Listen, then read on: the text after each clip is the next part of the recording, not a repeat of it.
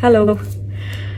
This is the first time that I'm getting in touch with you all to clarify something, and I think this will be the first time that I'll be thinking twice before I speak my heart, because I'm anxious that my words might be misinterpreted. So forgive me if I take a while longer than usual to communicate my thoughts.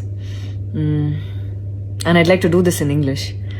In a recent interview, I was asked if I was a supporter of the left or the right wing, and I clearly stated that I believe I'm neutral, and we need to be good human beings first before we identify ourselves with our beliefs, and that the oppressed need to be protected at any cost.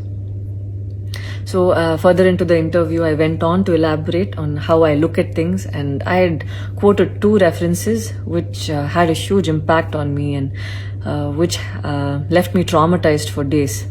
In fact, after I watched the film The Kashmir Files, I had the opportunity to speak with the director, and this was 3 months ago. I remember telling him that I was disturbed seeing the plight of the people at that time, and being someone that I am, I would never belittle tragedy like the genocide and the generations of people who are still affected by it.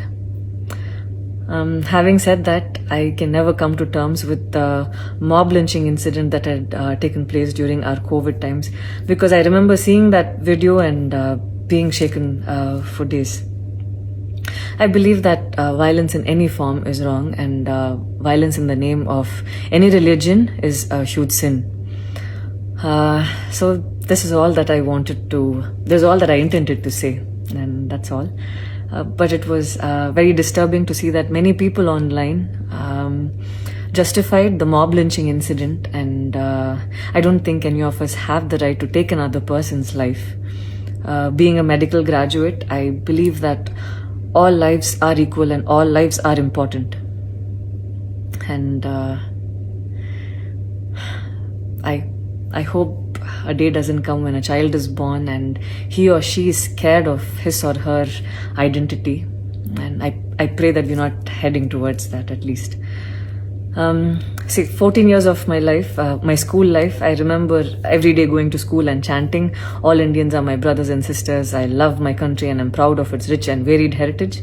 So maybe it went so deep into my head, and we as children would never differentiated each other based on culture or caste or religion. So anytime I speak, it comes from a very neutral ground, and I was very surprised to see that whatever I had spoken was taken in a completely different way. And it was also very upsetting to see that a lot of prominent personalities and websites had carried a snippet from the previous interview that I had given, even without seeing the complete interview or the genuinity behind what was said. I would like to take this opportunity to thank the people who stood by me the last few days, because I remember feeling so alone and conflicted, wondering what I did wrong, and it was heartwarming to see that a lot of people raised their voice in support of me, and I felt like they knew me for who I am. So thank you so much for making me feel like I wasn't alone. So I wish you all happiness, peace and love. Thank you so much.